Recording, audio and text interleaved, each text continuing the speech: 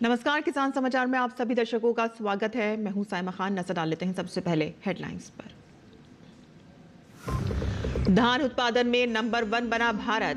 कृषि मंत्री शिवराज सिंह चौहान ने राजधानी दिल्ली में 25 फसलों की 184 नई उन्नत किस्मों का किया लोकार्पण। चौहान ने उपलब्धि को बताया साधारण।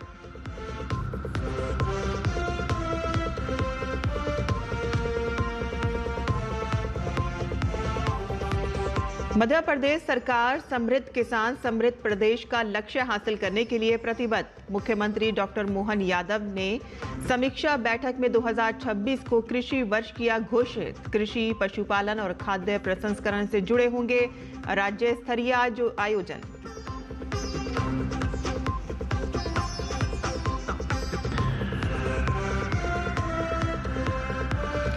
राजस्थान के सीमावर्ती जिले बाड़मेर के गांव में आजादी के बाद पहली बार पहुंचा पीने योग्य नल से पानी। मोदी सरकार की महत्वाकांक्षी योजना से धोरों में बसे गांव की बदल रही है तस्वीर।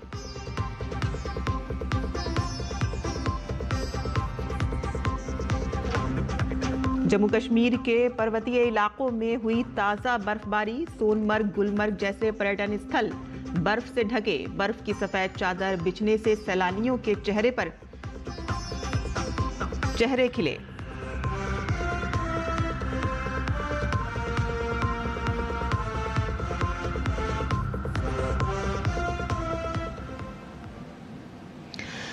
और अब समाचार विस्तार से, जहां खाद्य उत्पादन में भारत की बड़ी सफलता मिली है। भारत धान की पैदावार में चीन को पिछाड़कर नंबर 1 हो गया है।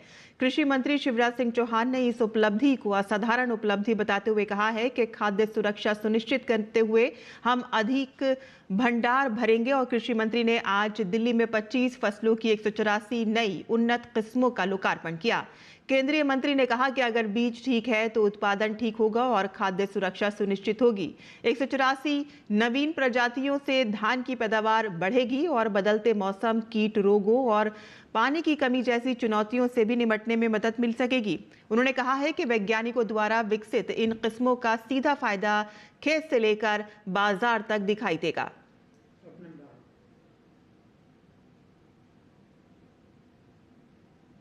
चावल के उत्पादन में भारत ने चीन को पीछे छोड़ दिया। हम नंबर 1 बन गए। इस साल हमारा उत्पादन 150.18 मिलियन टन और चीन का 145.28 मिलियन टन। ये चीन को पीछे छोड़ना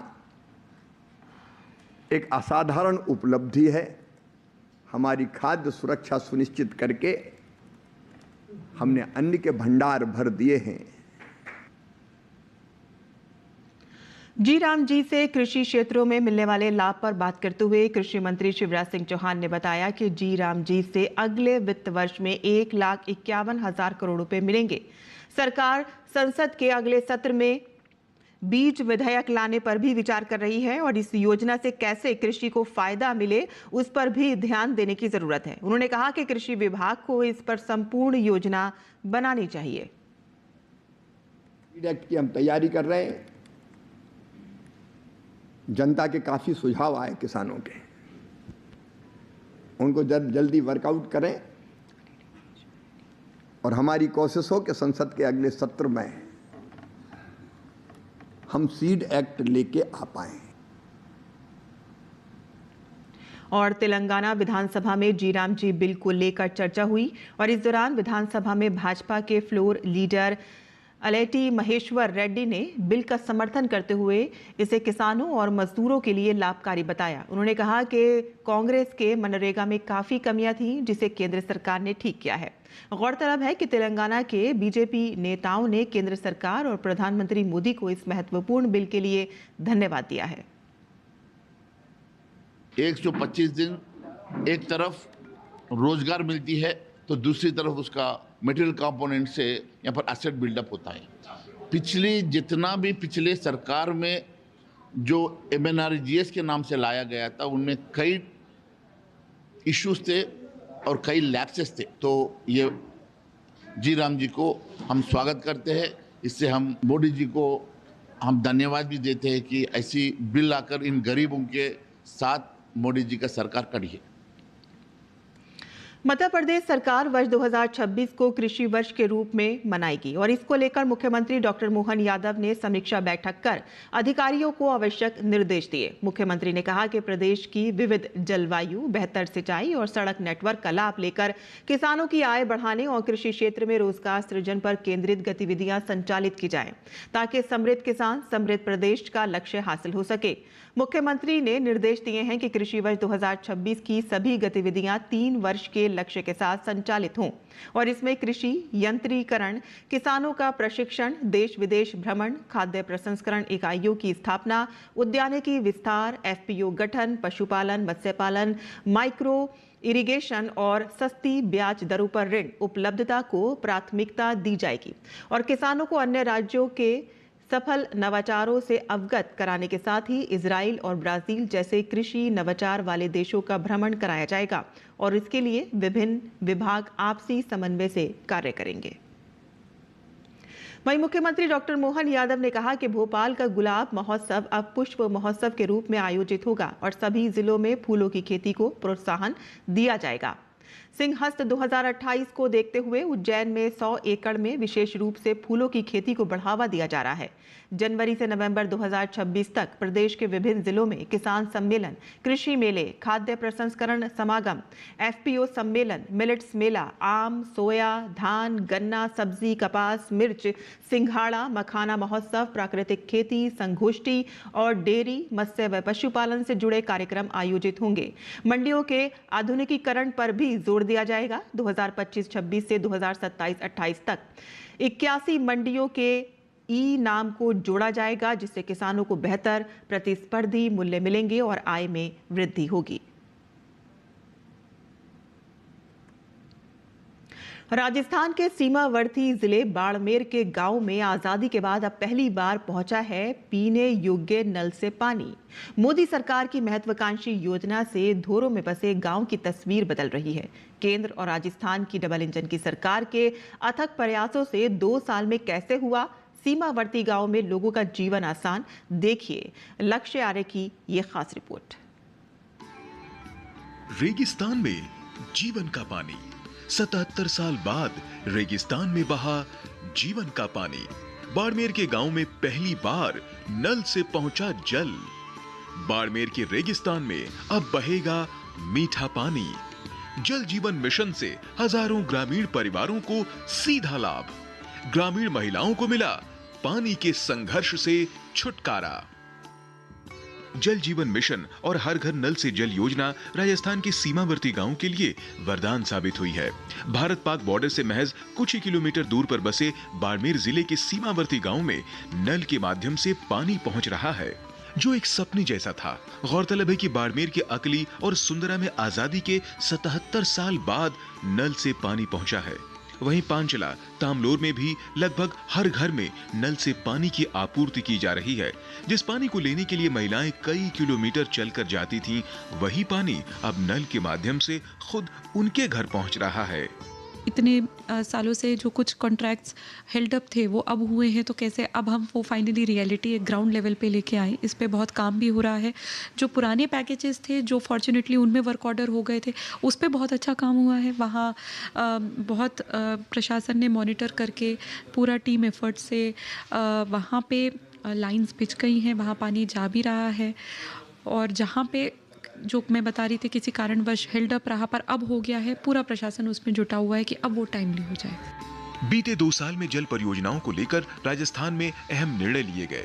जल जीवन मिशन के तहत सरकार ने 2 वर्ष में ही 7,900 से अधिक गांवों में 13.78 लाख कनेक्शन दिए। वहीं इन पर प्रतिवर्ष 5300 करोड़ रुपए के अनुसार 10,612 करोड़ रुपए व्यय किया गया।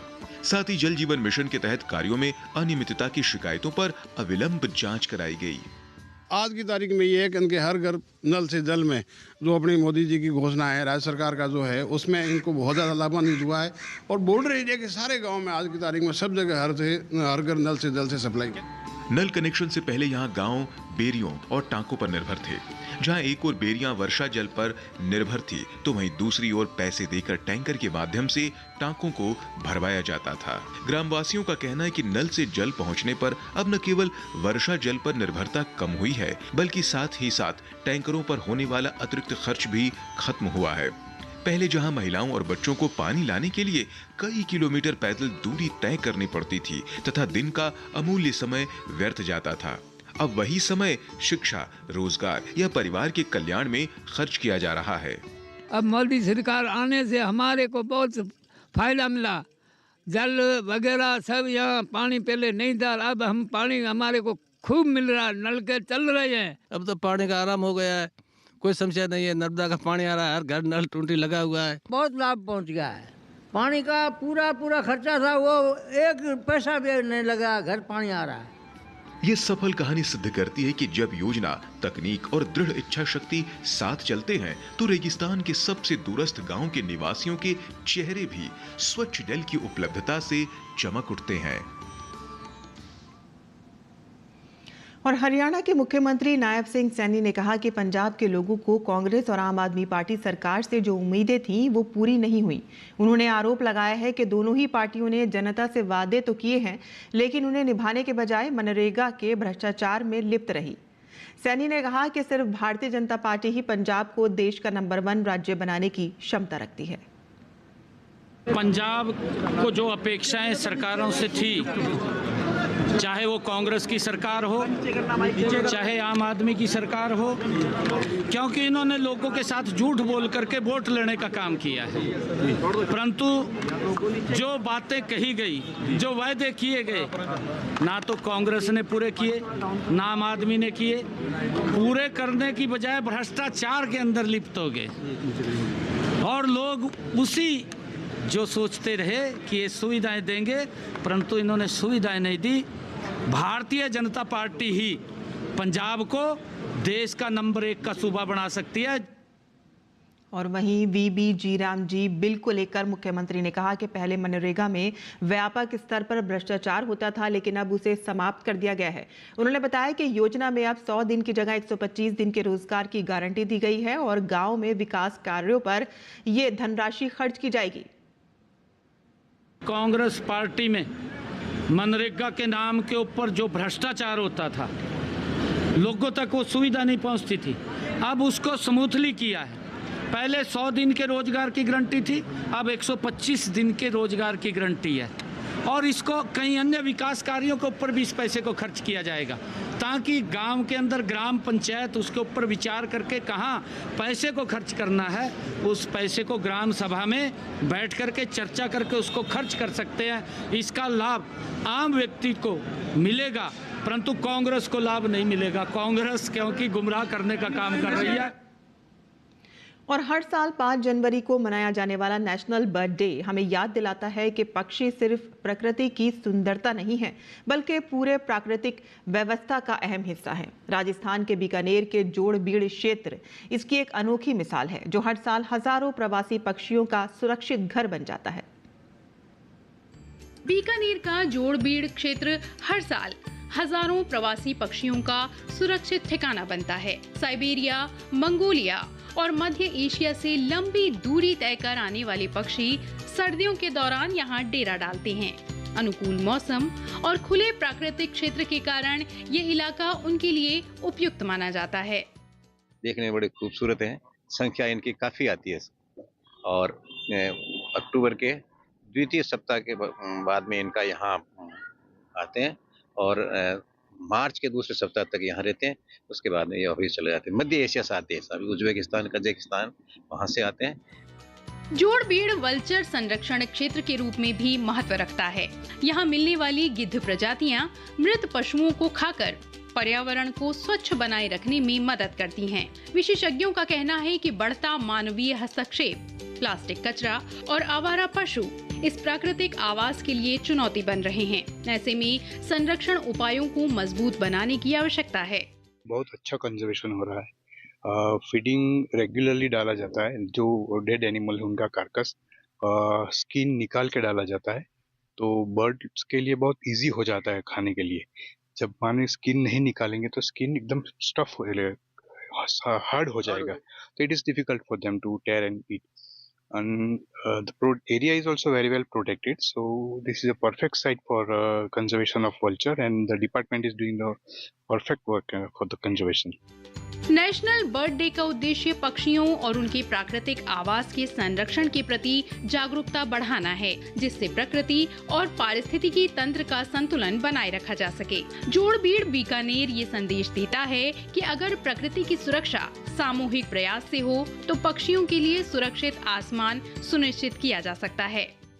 जो प्रवासी पक्षी हैं यहाँ पर आते हैं, सर्दी के मौसम में आते हैं और मार्च तक वापस प्रस्थान कर जाते हैं. पर हाँ, आवश्यकता है इनको संरक्षित रखने की. इनके लिए कुछ आवश्यकताएं हैं, इनको ध्यान में रखा जाए कि इनका संरक्षण कैसे हो सके, इन्हें स्ट्रे डॉग से बचाया जा सके. प्रशासन इसके लिए कार्य कर रहा है. यहाँ बर्ड वॉच टावर बने हैं, इनके लिए खाने पीने की व्यवस्था की गई है, परंतु इसके साथ साथ ही और भी व्यवस्थाओं की आवश्यकता है. मैं डीडी न्यूज बीकानेर से डॉक्टर मुदिता कोटली, दूरदर्शन न्यूज जयपुर के लिए. और गुजरात के आदिवासी बहुल डांग जिले में युवा किसान जिग्नेश भोई ने पारंपरिक खेती से आगे बढ़कर आधुनिक बागवानी की मिसाल पेश की है. 10वीं तक पढ़े जिग्नेश ने सरकारी सब्सिडी का लाभ लेकर स्ट्रॉबेरी की खेती शुरू की और लाखों की कमाई की. डांग जिले में पहले नागली, ज्वार और धान जैसी फसलें उगाई जाती थीं. उन्होंने सरकारी योजनाओं की जानकारी लेकर खेती का तरीका बदला. पिछले 4-5 वर्षों से वह स्ट्रॉबेरी, टमाटर और सफ़ेद मूसली की खेती कर रहे हैं. वर्तमान में 2 एकड़ में करीब 40,000 पौधे लगाए गए हैं. गौरतलब है कि इस सीजन में 20 से 25 लाख रुपए की आय की उम्मीद है. स्ट्रॉबेरी की आपूर्ति अहवा,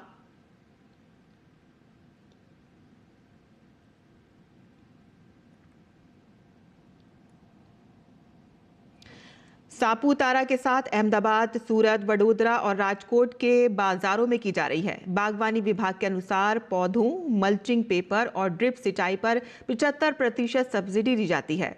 जिग्नेश की सफलता से गांव के अन्य किसान भी प्रेरित हुए हैं और अब 4 और किसान इस खेती से जुड़ चुके हैं और गांव में लगभग 20 लोगों को रोजगार मिल रहा है.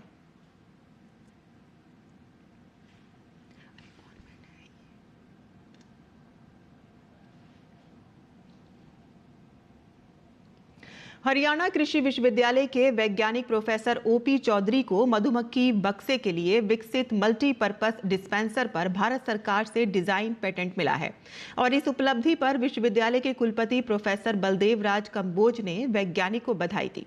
उन्होंने बताया कि ये डिस्पेंसर मधुमक्खियों को नुकसान पहुंचाने वाले कीटों और बीमारियों की रोकथाम के लिए विकसित किया गया है और इसके माध्यम से ठोस, द्रव, पाउडर और जेल जैसे विभिन्न फॉर्मुलेशन का सुरक्षित उपयोग किया जा सकता है. डिस्पेंसर को मधुमक्खी बॉक्स में अलग अलग स्थानों पर आसानी से लगाया जा सकता है और इसके प्रयोग से मधुमक्खियों की सुरक्षा सुनिश्चित होती है और शहद व अन्य उत्पादों में जहरीले रसायनों के अवशेष से बचाव होता है. गौरतलब है कि उपकरण एपिक्स मेलिफेरा और एपिक्स सेरेना दोनों प्रजातियों के लिए उपयोगी है और सभी मौसमों में बिना बाधा प्रयोग किया जा सकता है. प्रोफेसर चौधरी ने बताया कि मधुमक्खियां परागण के माध्यम से देश की अर्थव्यवस्था में बड़ा योगदान देती हैं.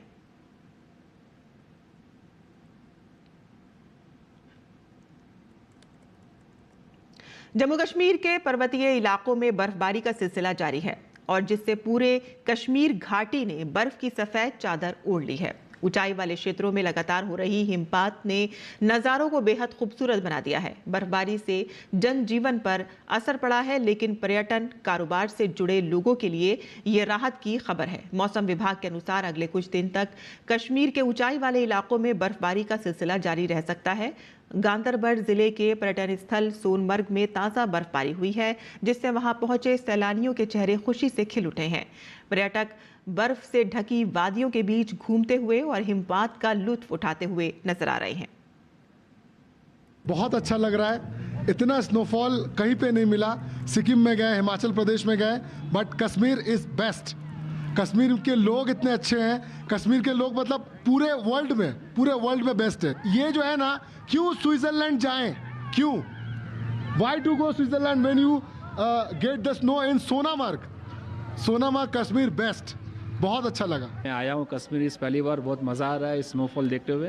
ये मेरा लाइफ का सबसे पहला वो क्या बोलते हैं स्नोफॉल, लाइव स्नोफॉल जो हम लोग अभी यहाँ देख पा रहे हैं। हम लोग तो देख रहे जितने ज़्यादा आ सकते हैं यहाँ पे, हम लोग यहाँ पे सपोर्ट करना होगा और कश्मीर को पीपल को हम लोग बहुत अच्छा है, जो हजन बहुत अच्छा है। यहाँ का जो वातावरण, बातचीत, ये लोग आप बात का लहजा जो है ना वो आपको झुकने नहीं देगा। मेरा नाम फयाज अहमद है। पूरी जानकारी देंगे। उत्तराखंड के उप आर्द्र उपोष्ण कटिबंधीय इलाकों में किसान टमाटर की नर्सरी को ठंड से बचाने के लिए इन्हें प्लास्टिक शीट से ढक दें। उत्तराखंड में ही पहाड़ी इलाकों के किसान खड़ी सभी फसलों की ज़रूरत के अनुसार हल्की सिंचाई करें। पंजाब में मौजूदा शुष्क मौसम में किसान गेहूं, सरसों, आम, पपीता, अमरूद, लीची, ड्रैगन फ्रूट जैसे पौधों की हल्की सिंचाई करें। यहाँ इस समय गेहूं की बुवाई की जा सकती है। हरियाणा के पश्चिमी इलाकों के किसान सरसों की हल्की सिंचाई कर लें। साथ ही यहाँ के किसान सरसों की फसल को ठंड से बचाने के उपाय कर लें। हरियाणा में ही किसान गेहूं की 45 दिन पहले बोई गई फसल की दूसरी सिंचाई कर लें। राजधानी दिल्ली के किसान गेहूं की 21 दिन पहले बोई गई फसल की पहली सिंचाई कर लें। यहाँ पर इस समय पालक, धनिया, मेथी, पत्ता गोभी, फूल गोभी और गांठ गोभी के नए पौधों का रोपण भी किया जा सकता है। राजस्थान में किसान गेहूं, काबुली चना और सब्जियों की समयानुसार सिंचाई करें। यहाँ इस समय प्याज की बुवाई की जा सकती है। गुजरात के किसान अरंडी और कपास की पकी फसलों की तुड़ाई का काम कर लें। मध्य प्रदेश में गेहूं की बुवाई की जा सकती है। मध्य प्रदेश में ही किसान सरसों और कपास की अच्छी पैदावार के लिए आवश्यकता अनुसार हल्की सिंचाई करें। छत्तीसगढ़ के किसान इस मौसम में काबुली चना और सरसों की हल्की और समयानुसार सिंचाई करें। इसी तरह कृषि और किसानों से जुड़ी हर महत्वपूर्ण जानकारी के लिए हमारे साथ जुड़े रहिए और देखते रहिए डीडी किसान। धन्यवाद।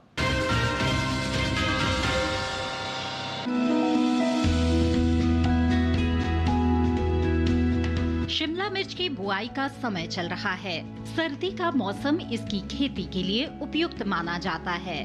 वैसे शेड में 12 महीने इसकी खेती की जा सकती है। इसकी खेती के लिए सबसे पहले नर्सरी लगाई जाती है। नर्सरी तैयार होने पर इसे मुख्य खेत में रोप दिया जाता है।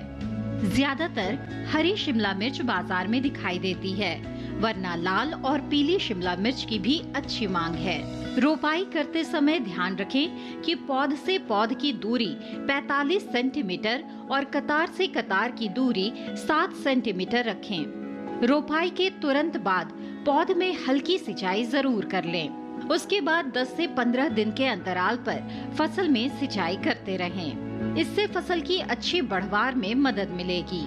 सर्दियों में पाले से फसल को नुकसान हो सकता है। पाला लगने से पौध सूख जाती है और झुलस जाती है।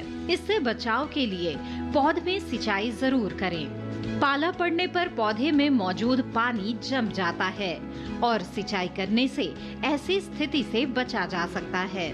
इसके अलावा पाले से फसल को बचाने के लिए 2 ग्राम सल्फर को 1 लीटर पानी में मिलाकर छिड़काव करें। सल्फर के छिड़काव से पौधों में गर्मी बनी रहेगी।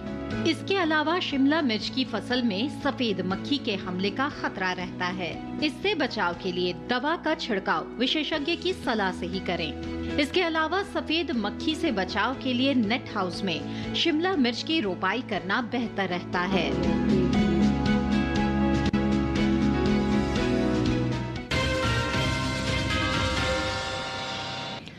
और खेती किसानी के साथ साथ आइए नजर डाल लेते हैं कुछ और महत्वपूर्ण खबरों पर। खास खबर में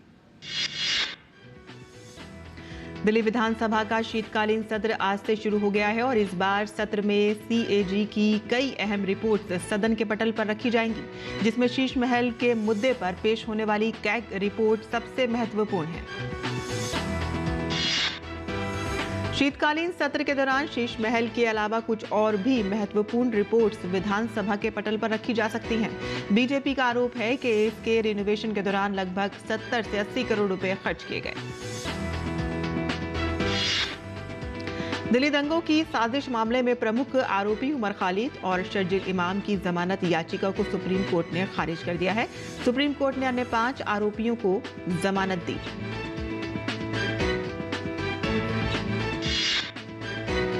स्वदेशी प्रदूषण नियंत्रण पोत समुद्र प्रताप को आज रक्षा मंत्री राजनाथ सिंह ने भारतीय तटरक्षक बल के बेड़े में शामिल कराया।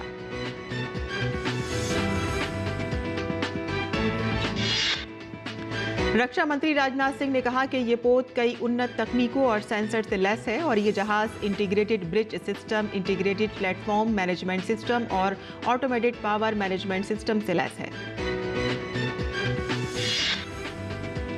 भाजपा नेता दिलीप घोष ने मुख्यमंत्री ममता बनर्जी पर तीखा हमला करते हुए दावा किया है कि राज्य में अब तक लगभग 1 करोड़ फर्जी नाम मतदाता सूची से हटाए जा चुके हैं। पश्चिम बंगाल में विपक्ष के नेता शुवेंदु अधिकारी ने भारत के मुख्य चुनाव आयुक्त ज्ञानेश कुमार को पत्र लिखकर मुख्यमंत्री ममता बनर्जी द्वारा SIR प्रक्रिया के खिलाफ फैलाए गए झूठे दावों और आरोपों को खारिज किया है। और पंजाब की आप सरकार कानून व्यवस्था को लेकर सवालों के घेरे में है। अमृतसर के मैरीगोल्ड रिसोर्ट में एक शादी समारोह के दौरान आम आदमी पार्टी के सरपंच जरमल सिंह की गोली मारकर हत्या कर दी गई। गृह मंत्री अमित शाह ने तिरुचिरापल्ली में अरुलमिगु अरंगनाथ स्वामी मंदिर में दर्शन किए और पूजन की और फिर पोंगल फेस्टिवल में शिरकत की।